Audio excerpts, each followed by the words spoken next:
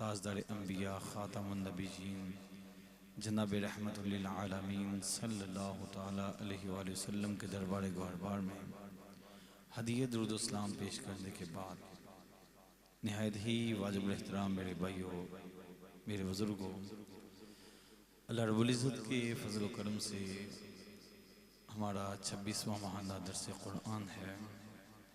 दुआ है मालिक कायनात हम सबको इस्तिकामत अता फरमाए। माहे ज़िलहिज्जतुल हराम जो है इसके आखिरी अयाम चल रहे हैं। इस महीने की 18 तारीख को इस्लाम के तीसरे खलीफा हज़रत सैयदना उस्मान गनी ज़ुन्नुरैन रज़ियल्लाहु ताला अन्हु आपका यौम शहादत है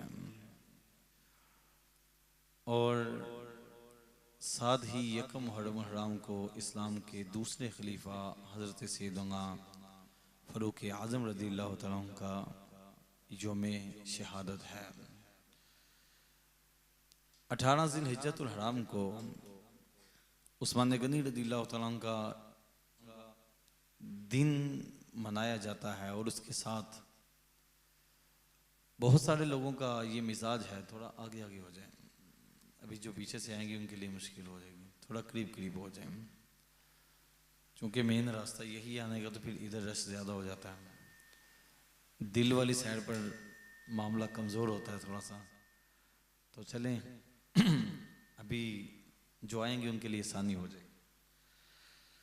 उस्मान गनी रज़ियल्लाहु ताला अन्हु आपका यौम शहादत,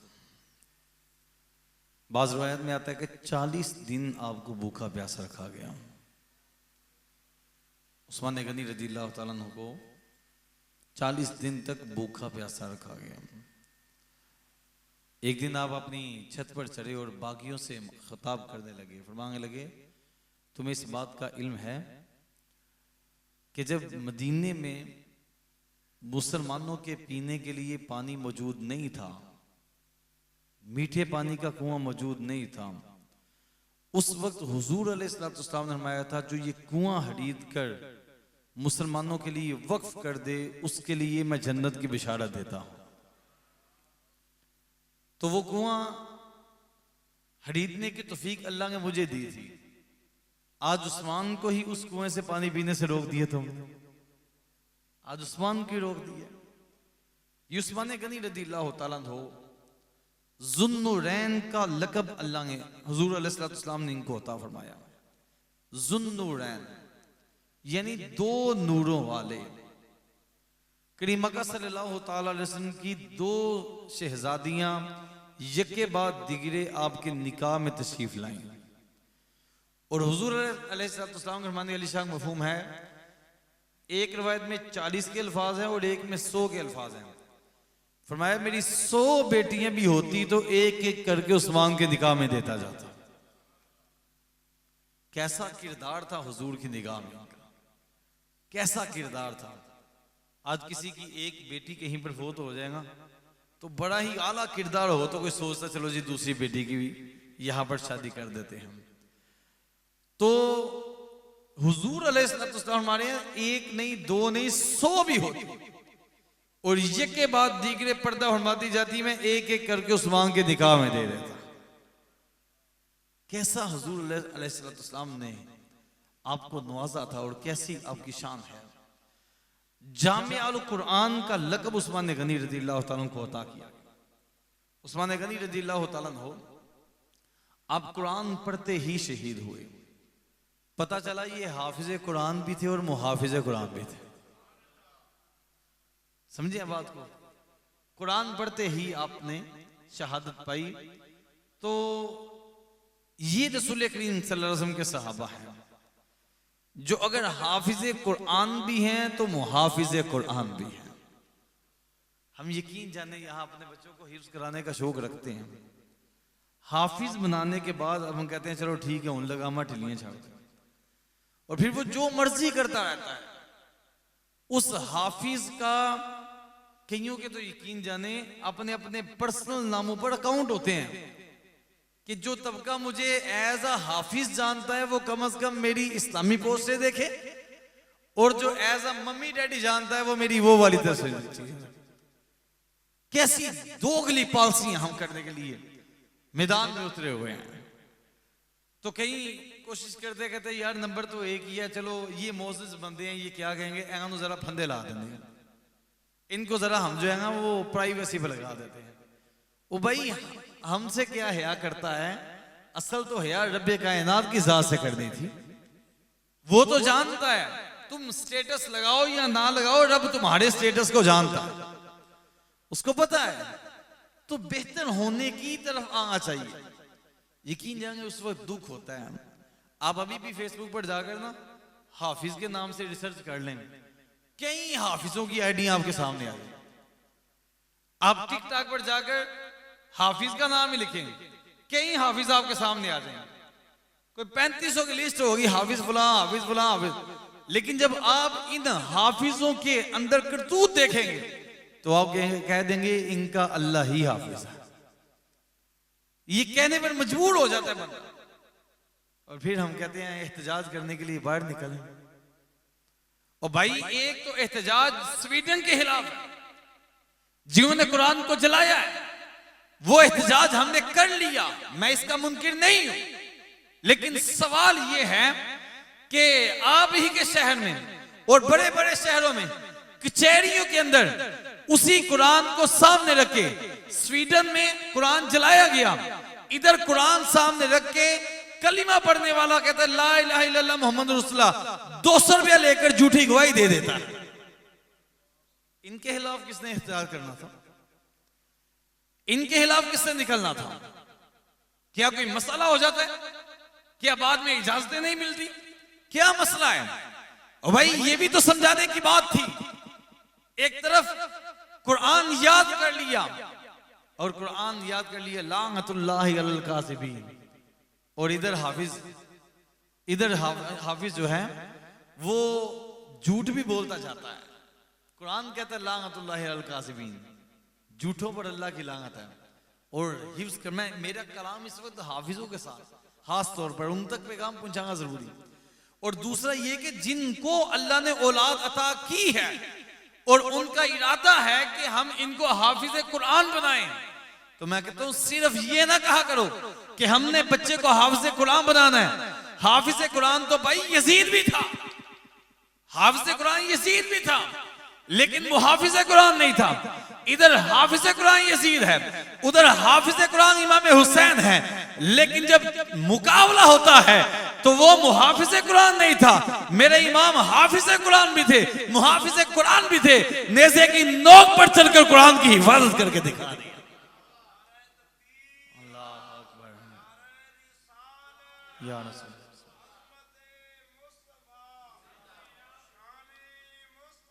जिंदाबाद।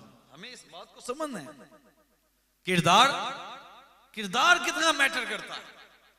आज हम हिफ्ज कर लें, हाफिज तो बने, लेकिन किरदार में यजीदियत हो और साथ दावा हो हुसैनी सफा में खड़े होने का, और भाई ये सर्टिफिकेट तेरा 2 नंबर है, सही 1 नंबर का लेकर आओ।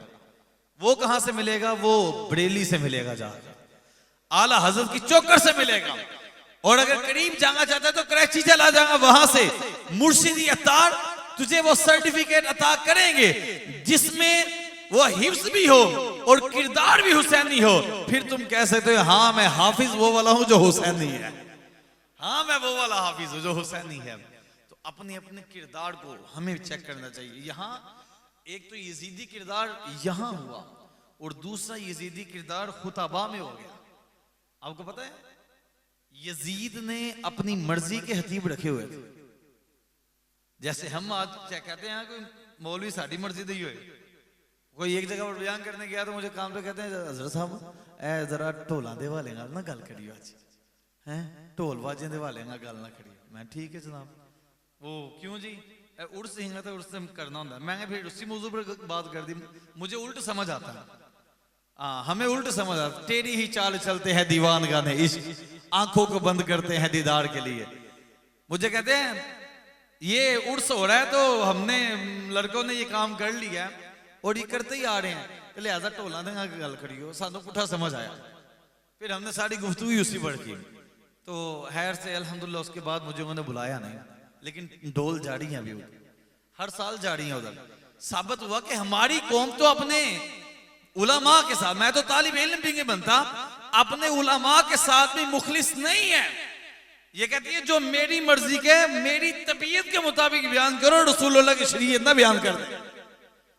इनकी कैफियत ये हो गई, और जी हमारी मर्जी का हो जाए, ये हो जाए वो हो जाए। और नहीं भाई, ये तो जब आपको किसी को तकलीफ है तो इलाज करते हुए तकलीफ तो होनी है भाई, लेकिन हक मानने की तरफ आते ही नहीं है, उसकी तरफ नहीं आ रहे। तो किरदार हमारा यजीदी और जुबान पर गुफ्तार हमारी हुसैनी होती है।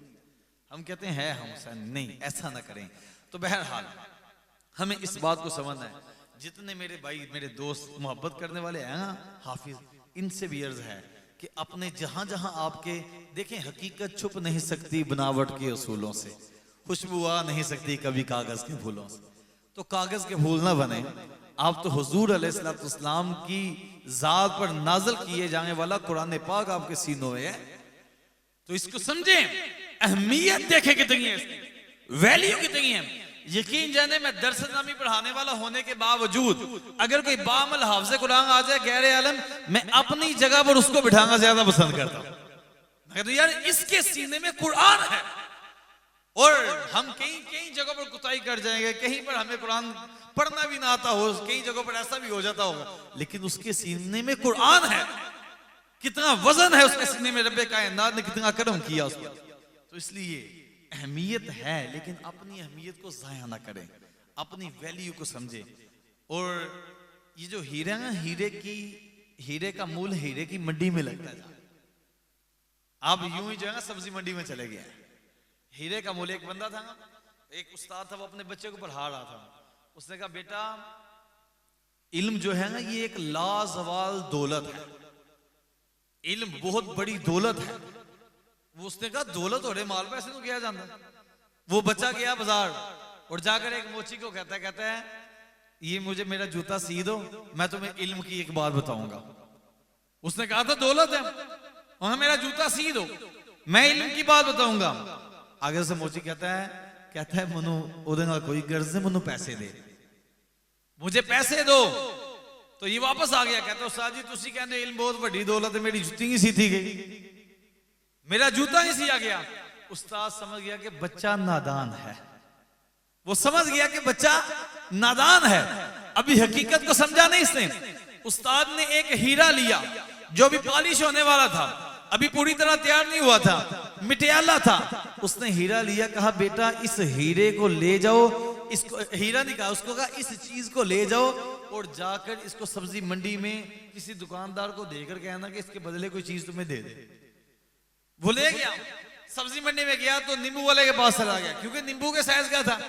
उसने कहा यार ये तुम ले लो, थोड़ा सा वजनी है, तो मुझे कुछ नींबू दे दो। तो नींबू वाला कहने लगा कि ओ भाई ये पता नहीं क्या है, पैसे दो तो मैं नींबू दे देता हूँ। उसको पहचान ही नहीं थी। वापस आया, उस्ताद ने कहा था बेच कर नहीं आया बस पूछ के आया, बेच कर नहीं आया बस पूछ के आया। अब उस्ताद ने कहा बेटा अब इसको तुम हीरे और जवाहरात वाली मंडी में ले जाओ, अब किसी सोनार के पास ले जाओ, अब किसी ऐसे के पास ले जाओ जो हीरे का काम करता है। अब वहां पर गया, जब उस तालिबे इल्म ने उस हीरे को निकाला और निकाल कर उस दुकानदार के सामने रखा, उसने उसको रगड़ कर देखा तो समझ गया और अपनी जगह से खड़ा हो गया। कहने लगा ये तुम कहां से लेकर आए हो, मेरी सारी दुकान भी बिक जाए मैं इसकी कीमत अदा नहीं कर सकता, सारी दुकान बिक जाए, इतना हीरे इतने जवाहरात इतना कुछ पड़ा है, ये सारी देकर भी इसकी कीमत अदा नहीं कर सकता।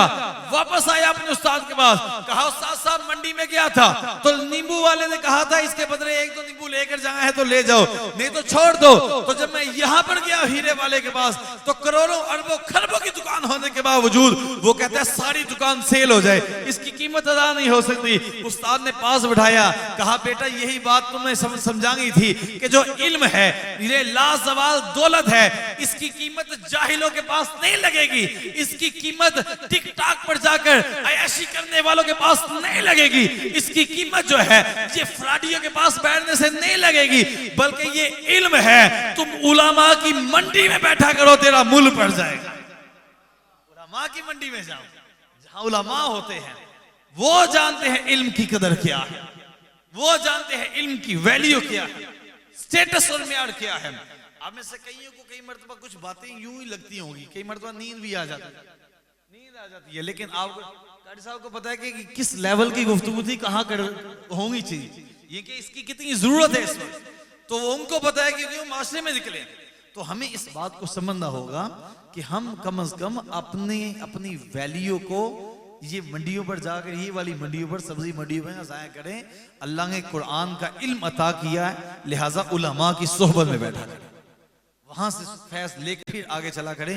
आपकी कदर, आपकी इज्जत, अहमियत को यहाँ पर देखा जाएगा और उलमा जानेंगे कि यार ये बंदा हाफिज कुरान है, अल्लाह ने इसको अमल की तौफीक अता की, इसका म्यार क्या है, इसका स्टेटस क्या है। तो हम यहाँ पर बनाते हैं हाफिज कुरान, हम कहते हैं चलो ठीक है पुत्र हाफिज हो गया, कोई 2-3 फुट लंबा जरा 2-3-4 फुट लंबा, एनू हार पाओ 10-10 रुपए का, तेरी आमीन करा दो। आमीन दी तस्वीर चढ़ दी तो बाद थोड़े दिन बाद हाफ साहब की तस्वीर किसी होर न चढ़ी होंगी। ओ भाई क्या हो गया, हमें समझना चाहिए, अपने वकार को ज़ाया ना करें।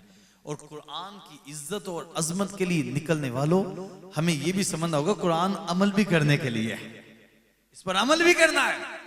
ये ना हो कि वहां पर, यहां तो हालत इतनी हो गई, बकरा ईद पर ये अलाइशे इकट्ठी करने वाले, इतना बड़ा इवेंट है, वो ईद का दिन है, योमे नहर है, सुन्नत इब्राहिमी अदा करनी है, जगह जगह चौकों में वो म्यूजिक लगाकर बैठ जाते हैं, ये लाशें इकट्ठी हो रही हैं। इसी तरह वारण बिलोर में यही हाल होता है। तो इन लोगों को समझ ही नहीं है, पता ही नहीं है कि हमने किस जगह पर क्या मामला करना है, और भी तो कई चीजें लग सकती थी। तो बहरहाल एक तो ये बात, दूसरे नंबर पर हाफिज कुरान है तो फिर मुहाफिज कुरान बनने की कोशिश करें। अगर किसी हाफिज को मौका मिलता है ना, वो आलिम कोर्स जरूर करें और अपने बच्चों को यहाँ पर ठहरा दे के यहाँ हाफिज के आके हम आलिम भी होना है। अगर नहीं बन सके तो कम से कम अपने बच्चे को ये तरबियत जरूर दे दें और खुद भी समझे कि बेटा कम से कम आप कुरान का हक अदा करने की कोशिश करो। पूरा तो कोई नहीं होता भाई, पूरे तो हम भी नहीं हैं, पूरा तो कोई नहीं होता, लेकिन कोशिश तो हो सकती है ना, कोशिश तो हो सकती है। ये वो जमाना है 10% अमल करने वाले को भी रब्बे कायनात नवाज देता है। ये वो बाबा का इजमा भी था। अल्लाह अकबर, या रसूल अल्लाह, या अली, जन्नती जन्नती, ये हुजूर जन्नती जन्नती, ये हुजूर अलैहिस्सलाम के सहाबा का तरीका है। आज जितना मर्जी आपको कहता भाई यूं करो, वो करो, ये रवायत, वो रवायत, वो रवायत, मैंने फैसला कुन आपके सामने बात रख दी है कि फैसला करना कैसे, आप नतीजा निकालते कैसे हैं। ये निचोड़ यूं करके निकलता है और सारी चीजें हुजूर के सहाबाए से साबित है। हम लोग यूं ही जाएगा, हमारे इल्म की कमी होती है, जब हम इधर उधर भटकते हैं इल्म की कमी होती है।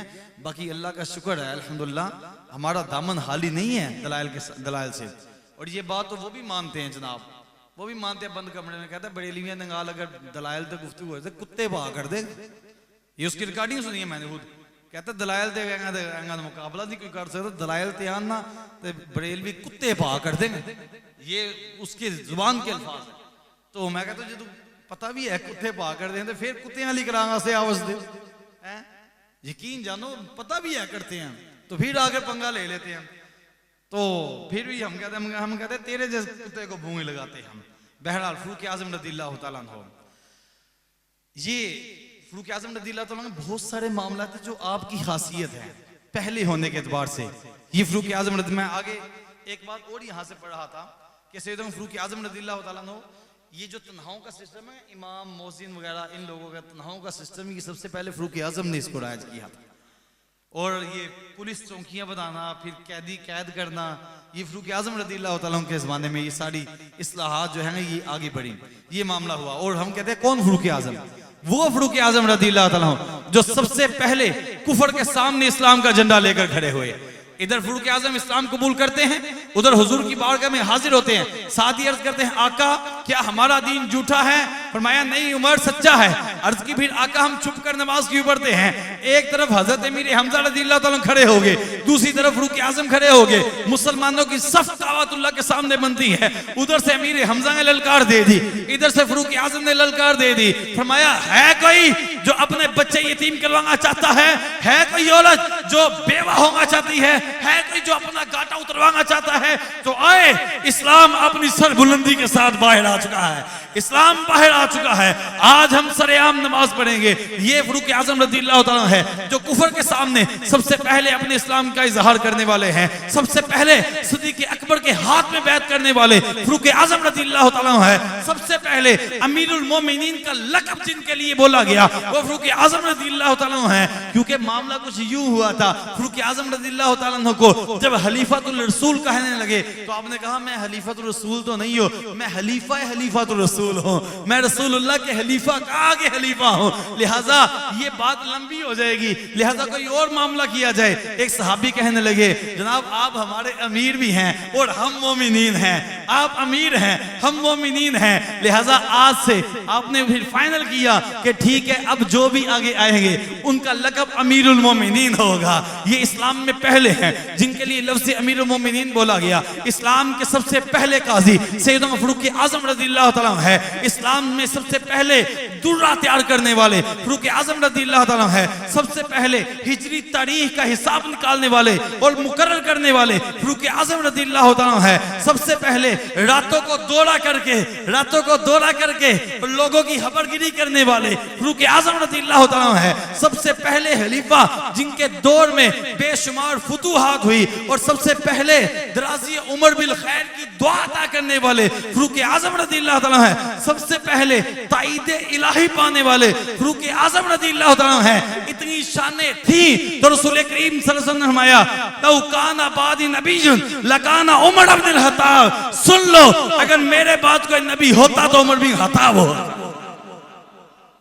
ये फरूक आजम रज़ियल्लाहु ताला है, ये आपकी सीरत और शान। अल्लाह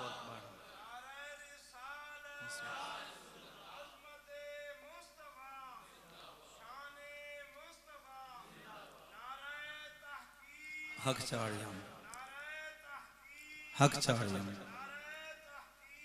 चाड़ यार अपने मौजू को आखिर की तरफ लाते हुए आपसे आखिर पर गुफ्तगू करूं थोड़ी सी। एक रोला सा पड़ा हुआ है माशरे में हदीसे किरतास। असल में कुछ बातें ऐसी थी जो अभी तक उलामा खुलकर बयान नहीं कर रहे थे। उसकी वजह ये थी कि अवाम चल रही है इनको उलझाया ना जाए, लेकिन अब चूंकि हर बंदे के सामने हर बंदे सहाफ़ी है, हर बंदे के पास मोबाइल है, वो जिदा दिल करता मुंह चौके नाल ही काट कर गाड़ी से चला दी। वो 30-30 सेकंड में लोगों के ईमानों का बेड़ा कर करता है। अब जरूरत है कि इन चीज़ों को खोल कर बयान किया जाए ताकि हमारे नौजवान को पता हो। यकीन जाने हमारे यहाँ इतना पढ़ने के बावजूद कई मदरसों में पढ़ते हैं कि वैसे ही नौजवानों के अंदर शऊर नहीं है। और बदबख्त जो लोग हैं, कालों की बात कर रहा हूँ, उनका छोटा सा बच्चा आ गया आपको सवाब पूछता कहता है जनाब जी अगर दो लड़ रहे हो तो एक तो हक पर होता है और एक बातिल पर होता है। कोई आगे से कह देगा आहो इंज ही होंगे क्योंकि भोले वाले हो, तो पता ही नहीं घर दी लड़ाइयां तुसी माहर हो बद, लेकिन हम जो है ना भोले वाले हैं आहो इंज ही होता है, दो लड़ रहे हो। फिर कहता है हजरत अली के बारे में हजूर ने फरमाया कि जिस तरफ अली होंगे वहाँ हक होगा, तो लिहाजा हजरत अली हक पर, तो इनके मुकाबले आने वाला फिर बागी हुआ। अब नौजवान हमारा ठटक जाता है, कहता है जब बागी हुआ तो बागी की सजा इस्लाम में कत्ल है, तो उनको रज़ी अल्लाह तआला अन्हु कहना ये तो है ही गलत। तो यूं करके ईमानों पर हमला करते हैं, यूं करके। मैंने आपको शायद पहले ही बताया था, मुझे एक ने कहा, कहता है ऐसे ही मैं मुंह ना मथा तो जिन पाड़ू लता, संजा करने का तरीका आता नहीं, बातें हमारे साथ करते हो आगे। तो कहता है जी दो जब लड़ रहे हो तो दोनों जो है ना वो एक तो हक पर होता है ना, एक तो हक पर होता है, एक गलती पर होता है। मैं कहा नहीं जनाब ऐसे नहीं होता, कभी कभार गलत फहमी की वजह से भी लड़ाई हो जाती है, कभी कभार गलत फहमी की वजह से भी लड़ाई हो जाती है, नाराजगी हो जाती है। कहते गलत फहमी कौन पवांदा है? मैं कहा जिस तरह तू पवा रहे हैं जी तेरे बड़े पवांदे रहे हैं, समझे? जैसे तुम कर रहे हो वैसे तुम्हारे बड़े करते रहे हैं, अगली बात करो हमारे साथ। और दूसरी बात, ये लोग तारीख लेकर आते हैं, तारीख में ये है, तारीख में ये है, तारीख में ये है। रसूलुल्लाह की हदीस में क्या है उस तरफ नहीं आते हैं, समझे हम? तो तारीख के मुकाबले में जब कुरान और हदीस रखा जाएगा तो टकरा रहा होगा आपस में, तो तारीख को पसे पुश डाल दिया जाता है। तारीख भी वो मोतबर मानी जाएगी जो कुरान और हदीस के साथ नहीं टकराती है। कुरान कहता है रज़ियल्लाहु अन्हुम व रज़ू अन्हु, अल्लाह इनसे राजी है, ये अल्लाह से राजी है। कुरान कह रहा है, तारीख कहती है कि ये बागी हैं, तारीख कह रही है कि बागी हैं। तो बताए कुरान की माने या तारीख की माने? रसूल करीम सल्लल्लाहु अलैहि वसल्लम फरमा रहे हैं कि मेरे बाद मेरे सहाबा को तानो तस्नी का निशाना ना बनाना, इनको गाली गलौज का निशाना ना बनाना। कोई एक भी सहाबी की इक्तदा करेगा हिदायत पा जाएगा। और तारीख कह रही है कि फलां सहाबी ने ये कर दिया, फलां ने ये कर दिया, फलां ने ये कर दिया। मुझे पता है तुम्हारी तारीख माने या रसूलुल्लाह की हदीस माने? इसको मोहब्बत का तकाजा तो कोई है ना, तकाजा तो करता है प्यार। किसको माने? उसूल मुरत्तब है। जो तारीख रसूलुल्लाह की हदीस से टकराए, जो तारीख कुरान पाक से टकराए, उस तारीख को मानने की जरूरत नहीं है, क्योंकि बादशाह अपने अपने जमाने में तारीखें लिखवाते रहे और जिसका जो अकीदा और नजरिया था वो उसी एतबार से लिखवाता रहा और मामला चलते रहे। लिहाजा मानी वो जाएगी जो कुरान और हदीस के मुताबिक होगी, जो मुखालिफ होगी उसको हम छोड़ दें, उसके ऊपर हम कान नहीं धरेंगे। हम कहेंगे भाई इसकी बात नहीं, हमें ये बताओ, ये बात बताओ जो है। खैर हदीस किरतास को मुख्तसरन आपके सामने बयान करता हूं। हदीस किरतास हजरत इब्ने अब्बास रज़ियल्लाहु अन्हु से रिवायत है, फरमाते हैं जब हुजूर नबी करीम सल्लल्लाहु अलैहि वसल्लम के विसाल का वक्त आया तो इस वक्त हुज्रा बारका में कई अशखास मौजूद थे। अच्छा यहाँ जुमले एक एक जुमला समझने वाला है हदीस का। कई अशखास, एक दो तीन नहीं, फरमाया कई अशखास मौजूद थे जिनमें हजरत उमर रज़ियल्लाहु ताला अन्हु भी थे, आप भी थे और कई भी थे। नबी करीम सल्लल्लाहु अलैहि वसल्लम फरमाया लाओ मैं तुम्हें एक ऐसी बात लिख दूं कि तुम इसके बाद गुमराह नहीं होगे। एक ऐसी बात लिख दे तो जिसके बाद तुम गुमराह नहीं होगे। हजरत उमर रज़ियल्लाहु ताला अन्हु ने अर्ज किया कि हुजूर अलैहिस्सलातु वस्सलाम, आपने कहा हुजूर अलैहिस्सलातु वस्सलाम पर दर्द का गलबा है, हुजूर अलैहिस्सलातु वस्सलाम अपनी तबीयत में बोझ महसूस फरमा रहे हैं इस वक्त, लिहाजा और तुम्हारे पास कुरान मजीद है ना? सबसे कहा गया तुम्हारे पास कुरान मजीद है ना? हमें अल्लाह की किताब काफी है। फिर इस मसले में घर वालों का इख्तलाफ हुआ और वो आपस में बहस करने लगे। बाज का ये कहना था कि रसूल करीम सल्लल्लाहु अलैहि वसल्लम को कागज और कलम दो ताकि वो तुम्हें ऐसी चीज लिख दे जिसके बाद तुम गुमराह ना हो, और बाज का वही कहना था जो हजरत सैयदना फारूक आज़म रज़ियल्लाहु ताला अन्हु का कहना था, यानी हुजूर पर अपनी तबीयत में बोझ महसूस कर रहे हैं, दर्द का गलबा, लिहाजा लिखने की तकलीफ ना दी जाए। ये अज़राए मोहब्बत कह रहे थे, अज़राए मोहब्बत कह रहे थे, इस वक्त आज़माइश ना दी जाए। कुरान है ना। जब रसूल करीम सल्लल्लाहु अलैहि वसल्लम के सामने इनका इख्तलाफ बढ़ गया तो रसूल करीम सल्लल्लाहु अलैहि वसल्लम ने फरमाया उठ जाओ। और हजरत इब्ने अब्बास रज़ियल्लाहु ताला अन्हु ये फरमाया करते थे कि सबसे बड़ी परेशानी की बात वो बहस व मुबासा थी जो रसूल करीम सल्लल्लाहु अलैहि वसल्लम के लिखवाने के दरमियान हायल हो गई थी। अच्छा ये बुखारी शरीफ की हदीस है जो मैंने आपके सामने पढ़ी है। अब इस हदीस को लोग मौजू बनाते हैं, मौजू बनाते हैं। एक हदीस के ऊपर इसको बयान करके इनको फारूक आजम को गालियां देने के लिए लाख लाख रुपए भी लिया जाता है, 2-2 लाख भी तय किया जाता है। जो जितना बड़ा बेहुदा गुफ्तगू करने वाला होगा उसको जो है अपना इस काम पर वो लगाते हैं कि जनाब तुम करो ताकि हमें मजे आए। तो इस हदीस पाक को लेकर बाज़ बद मजहब ये कहते हैं कि हुजूर अलैहिस्सलाम ने कागज और कलम मंगवाया कि हजरत अली को खिलाफत बिला फसल, खलीफा बिला फसल लिख कर दे देंगे, लिख कर दे दें।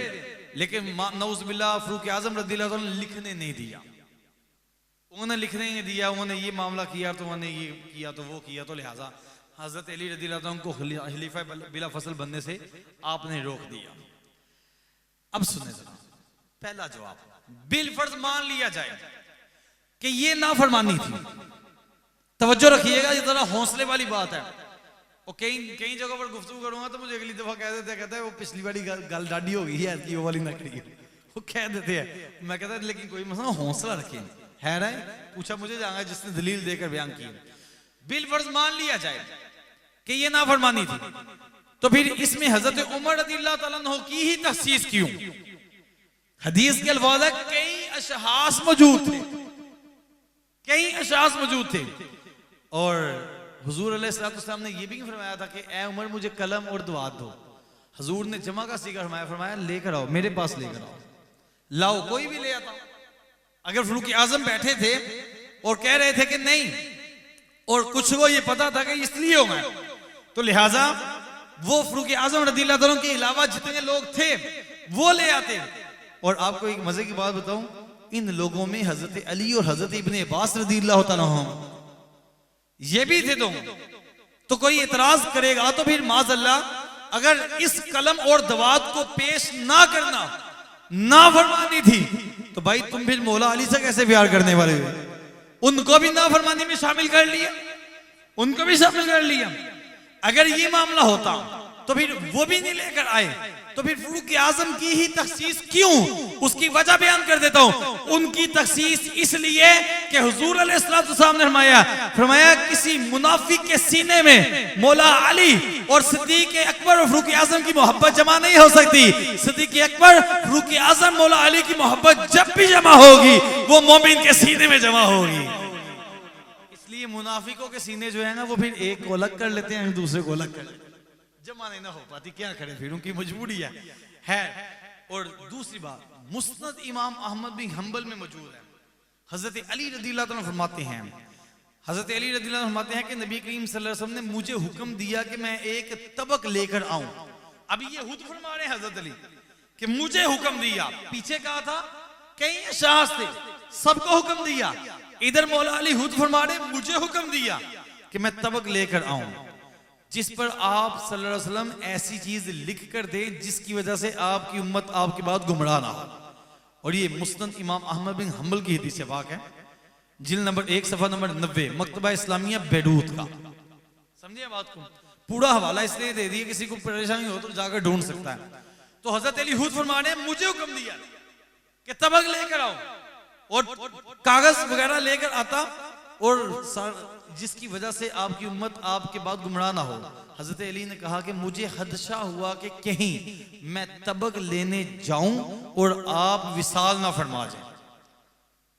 कैफियत ये थी, हजरत अली रज़ियल्लाहु अन्हु फरासत वाले थे, उनकी फरासत थी, वो समझते थे। कहते हैं मुझे ये डर लाहिक हुआ कि मैं कहीं तबक लेने जाऊं और पीछे से हुजूर पर्दा ना फरमा जाए, और ये सहाबा के लिए बड़ी आजमाइश वाली बात थी।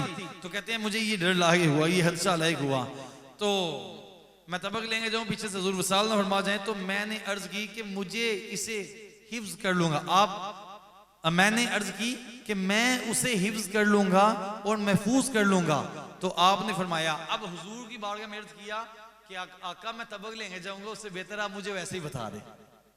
आपने जो बयान कर दे उसके ऊपर लिखना है वो मुझे वैसे ही बता दे, या रसूल अल्लाह मैं उसे हिफ्ज कर लूंगा। यही भी मामला वही है तबक लेकर जाने वाला, और वक्त भी वही है जो फारूक आजम रज़ियल्लाहु अन्हु पर एतराज किया जाता है। मौला अली फरमा रहे मुझे कहा था, और मैं इसलिए नहीं किया कि कहीं हुजूर पीछे से पर्दा फरमा जाए, विसाल ना फरमा जाए। फिर मैंने अर्ज किया आका मुझे बयान फरमा दे, मैं उसको हिफ्ज कर लूंगा, मैं उसे याद कर लूंगा। अब मौला अली का हाफजा कैसा मौजूद है, मौला अली रज़ियल्लाहु अन्हु के हिफ्ज में कोई ये तो नहीं कह सकता कि उन्होंने उस हिफ्ज के अंदर अपनी खिलाफत वाली बात को माशाअल्लाह भूल गए थे। मौला अली ने क्या हिफ्ज किया वो सुनिए। फरमाया, हुजूर ने फरमाया कि मैं तुम्हें नमाज, ज़कात, गुलामों और बांदियों के साथ हुस्न सलूक की वसीयत करता हूं। ये फरमा दिया हुजूर ने भी कि मैं ये वसीयत करता हूं, इनके बारे में ध्यान रखना। तो ये हजरत अली रज़ियल्लाहु अन्हु की रिवायत है। इस हदीस में हुजूर ने मुअय्यन तौर पर मौला अली से फरमाया, और मौला अली क्यों नहीं गए? अज़राए मोहब्बत, अज़राए मोहब्बत नहीं गए। तो अगर मौला अली अज़राए मोहब्बत ना जाए तो इनके लिए नाफरमानी का फतवा नहीं लगता। तो मौला सैयदना फारूक आज़म रज़ियल्लाहु ताला अन्हु अगर अज़राए मोहब्बत ना उठे या कह दे कि आका कुरान है ना, तो फिर उनके ऊपर फतवा क्यों लगता है? ये दोहरी पॉलिसियां क्यों?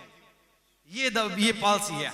और अगली बात, हज़रत सैयदना उमर फारूक आज़म रज़ियल्लाहु ताला और आपके मुवाफिकीन का कलम और दवात ना ला कर देना, किसी दुश्मनी और गुनाह की नीयत से नहीं था, ऐसा नहीं था, ना इनाद था ना मुआसियत की बिना पर था, बल्कि इनका मकसद ये था कि करीम अक्का सल्लल्लाहु अलैहि वसल्लम को दर्द की वजह से शदीद तकलीफ हो रही और इस हालत में लिखवाने से आपको कहीं ज्यादा आजमाइश ना हो, ज्यादा आजमाइश ना हो।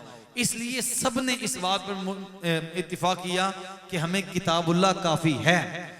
और अगली बात, हजरत अली रज़ियल्लाहु अन्हु, अब कोई अकल का अंधा अगर इस बात को लेकर कहे कि हजरत अली रज़ियल्लाहु अन्हु हुजूर की नाफरमानी की, वो कैसे कि जनाब वो हजरत अली रज़ियल्लाहु अन्हु, एक वाकया हुआ था, वाकया ये था जब सुलह हुदैबिया हुई ना, सुलह हुदैबिया, तो करीम आका सल्लल्लाहु अलैहि वसल्लम के नाम लिखने की बारी, तो उस वक्त काफिरों ने कहा था मोहम्मद रसूलुल्लाह ने लिखना, क्या नहीं लिखना, मोहम्मद रसूलुल्लाह नहीं लिखना, हाली मोहम्मद लिखो। तो हजरत अली रज़ियल्लाहु अन्हु जब मसला हुजूर की बारगाह में आया तो हुजूर ने बताया ठीक है अली तुम मोहम्मद ही लिख दो, मोहम्मद रसूलुल्लाह लिखो। तो हजरत अली रज़ियल्लाहु अन्हु अर्ज की नहीं, अल्लाह की कसम मैं आपका इसमें ग्रामी कभी नहीं मिटाऊंगा। अब मुझे बताएं कोई इसको कह देगा ना फरमान, हुजूर तो फरमा रहे हैं कि अली मिटा दो, लेकिन उनकी मोहब्बत है, उनका प्यार है और इश्क है, वो कहते हैं आका मैं कभी आपका नाम नहीं मिटाऊंगा, हुजूर हमारे मिटा दो। हजरत अली कह रहे नहीं मिटाऊंगा, तो क्या इन पर फतवा लगा देंगे? और भाई ये मोहब्बत है, ये प्यार है, ये इश्क है रसूलुल्लाह से, और इसी इश्क की हेरात आज अल्लाह के फजल करम से बरेलवियों को रब ने अता की है, इसी इश्क की हेरात अता की है। हजरत उमर रज़ियल्लाहु अन्हु का तीसरा जवाब, हजरत उमर का ये गुमान था कि नबी करीम सल्लल्लाहु अलैहि वसल्लम हमें इस वक्त तक ज़ाहरी तौर पर नहीं छोड़ेंगे। आपका ये गुमान था कि हुजूर अभी पर्दा नहीं फरमाएंगे, आपको इस बात का गुमान था, और इसकी दलील दूसरी जगह पर मिलती है। इस हदीस पाक को समझने के लिए दूसरी जगह पर जब हुजूर जाने जाना सल्लल्लाहु अलैहि वसल्लम के, ये मैं आपको पढ़ के बताता हूँ कि आपको ये था कि उस वक्त तक हुजूर पर्दा नहीं फरमाएंगे जब तक फारिस और रूम वगैरह पर इस्लाम का झंडा का लहरा जाए, उस वक्त तक हुजूर पर्दा नहीं फरमाएंगे। अभी तबीयत नासाज है, ये बेहतर हो जाएगी इंशाल्लाह, बुहार तशरीफ लाया हुआ ये ठीक हो जाएगा। तो इसका ख्याल करते हुए कि बाद में रसूल करीम सल्लल्लाहु अलैहि वसल्लम जब दुरुस्त हो जाएंगे, मामलात बेहतर हो जाएंगे, तबीयत जो है ना वो बेहतरी की तरफ, इस वक्त लिखवा लेंगे। इस तो जी की तायीद इस रवायत से होती है। कौन सी रवायत से?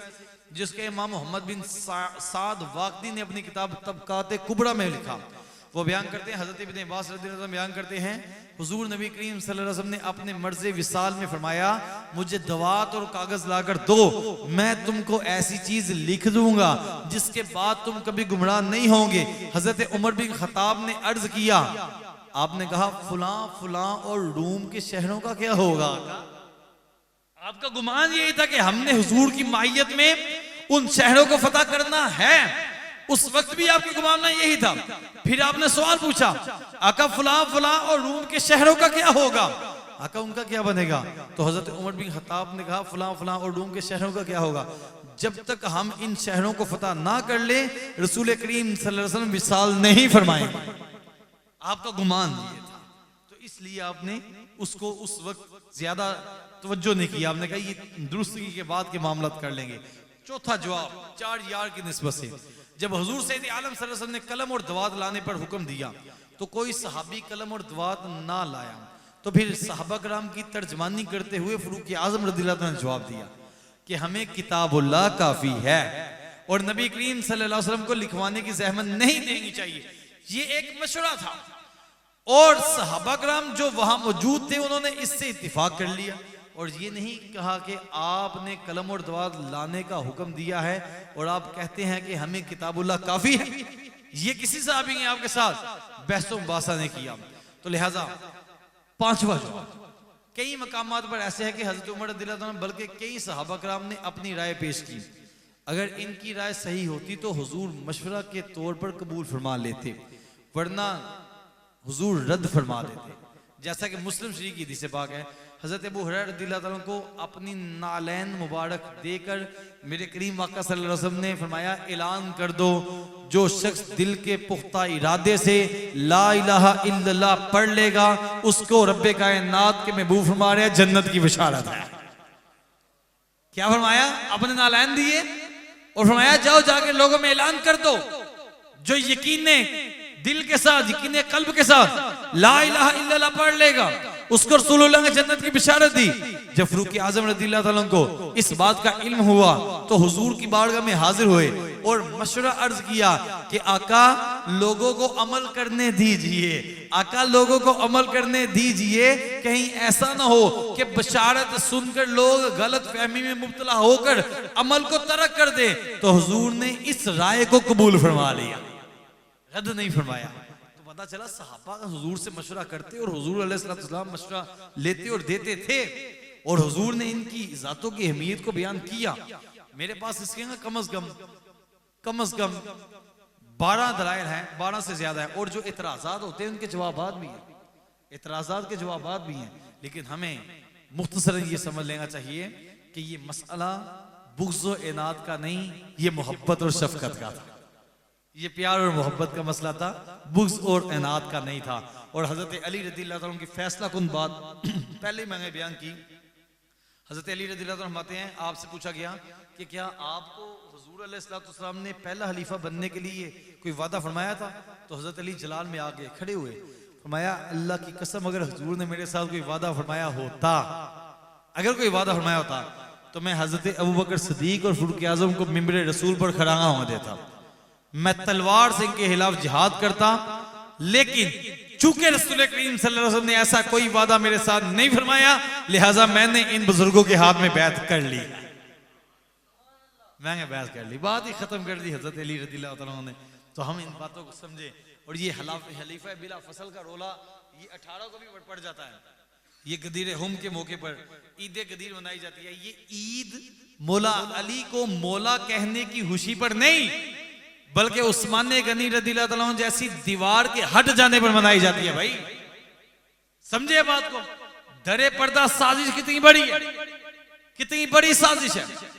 ईद गदीर हम के मौके पर मेरे करीम आका सल्लल्लाहु अलैहि वसल्लम ने सहाबा को जमा किया और जमा करके फरमाया, हजरत अली का हाथ पकड़ा, फरमाया मन कुंतुम मौला फहाज़ा अली मौला, जिसका मैं मौला हूं उसका ये अली मौला है। अब यहाँ पर ये लोग तवील करते हैं, कहते हैं हुजूर ने उस दिन कह दिया था मेरे बाद ये खलीफा है, ये जिसका मैं जो मुझे मानता है वो इसे ही माने, ये खिलाफत बिला फसल का ऐलान हो चुका।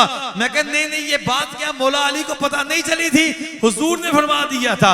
हजरत अली के बारे में कुछ बातें लीक हो रही थी जैसे आजकल खारजी करते हैं, तो हुजूर ने फरमाया कि मौला अली के बारे में बातें करते हो, मेरे अली के बारे में बातें करते हो और कलीमा मेरा पढ़ते हो, लिहाजा सुन लो, मन कुंतुम मौला फहाज़ा अली मौला, जिसको मेरी मोहब्बत का दावा है उसकी मोहब्बत उस वक्त तक ताम नहीं हो सकती जब तक मेरी मोहब्बत के साथ अली से प्यार ना कर ले। ये मामला ये था, इसको हमने किसी और रंग में ले लिया। तो उस दिन उस्मान गनी रज़ियल्लाहु ताला अन्हु का आपका यौमे शहादत है और उस मनाने से हट जाए, उस मनाने से हट जाए सुन्नी, लिहाजा इसको लगा दिया जाए। हम कहते हैं हम उस दिन को भी मानते हैं और उस्मान गनी का उर्स भी मनाते हैं, समझे। इसी तरह इमाम जाफर सादिक रज़ियल्लाहु ताला का यौमे विसाल जो है वो अपना 15 को है, 15 रजब को, लेकिन लोग उठाकर 22 पर ले गए क्योंकि सहाबी रसूल हजरत अमीर मुआविया का यौमे विसाल है उस दिन का, तो लोगों का ध्यान इधर लग जाए। तो कितना करोगे तारीखों को हलत मलत इधर उधर। बात यह है कि जिनकी शानों को अल्लाह ने बढ़ाया है उनकी शानों को कोई घटा नहीं सकता। 14वीं रात के चांद को देखकर अगर कुत्ते भौंकते रहेगा, मेरे इमाम सईदी आला हज़रत ने फतावा रज़विया बड़ी फैसला कुन जुमला शर्माया, मैं 14वीं रात के चांद को देखकर अगर कुत्ते भौंकते रहे उसकी चांदनी में कोई फर्क नहीं आता, कोई फर्क नहीं आता। लिहाजा जो भोंगता है वो भोंगता रहे। ये हिदायत के सितारे हैं, अल्लाह रब्बुल इज़्ज़त ने इनको हिदायत के लिए मुंतखब किया। दुआ है मालिक कायनात हमें अमल की तौफीक अता फरमाए। आमीन बिजाहिन नबी अमीन सल्लल्लाहु अलैहि वसल्लम।